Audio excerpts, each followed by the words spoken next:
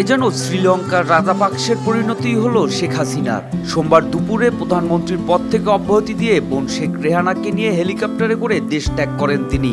এ খবর ছড়িয়ে পড়লে বৈষম্য বিরোধী ছাত্র আন্দোলনের পূর্ব ঘোষণা অনুযায়ী দেশের বিভিন্ন স্থান থেকে আসা ছাত্র জনতা মিছিল নিয়ে রাজধানীর রাস্তায় নেমে পড়েন।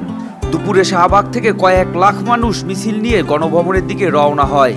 বিকেল গড়াতেই গণভবনে ঢুকে পড়ে মুক্তিকামী ছাত্র জনতা।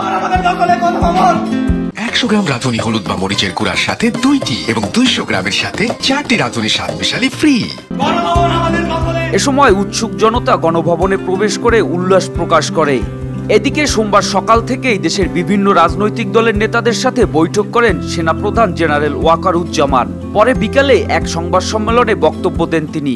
আমি সমস্ত রাজনৈতিক দলের নেতৃবৃন্দকে এখানে আমন্ত্রণ করেছিলাম, ওনারা এখানে এসেছেন। আমরা একটা সুন্দর আলোচনা করেছি। সেখানে আমরা সিদ্ধান্ত নিয়েছি যে একটা ইন্টারিম গভর্নমেন্ট আমরা ফর্ম করব এবং ইন্টারিম গভর্নমেন্টের মাধ্যমে এদেশের সমস্ত কার্যকলাপ চলবে। আমরা এখন মহামান্য রাষ্ট্রপতির কাছে যাব যে এই ইন্টারিম গভর্নমেন্ট ফর্মের ব্যাপারে ওনার সাথে আলোচনা করে আমরা একটা ইন্টারিম গভর্নমেন্ট ফর্ম করে দেশ পরিচালনা করব। বৈষম্য বিরোধী ছাত্র আন্দোলনের উপর সরকারি দলের ও আইন শৃঙ্খলা বাহিনীর দমনপীড়নে অহিংস্র আন্দোলন রূপ নেয় সহিংস্রতায়।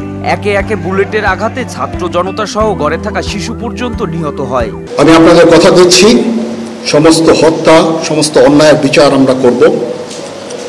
আপনারা সেনাবাহিনীর প্রতি আস্থা রাখেন, সশস্ত্র বাহিনীর প্রতি আস্থা রাখেন। আমি সমস্ত দায়িত্ব নিচ্ছি। শহীদ মিনারে নেমে আসেন দেশের সর্বস্তরের মানুষ। দাবি ওঠে এক দফা সরকার পতনের।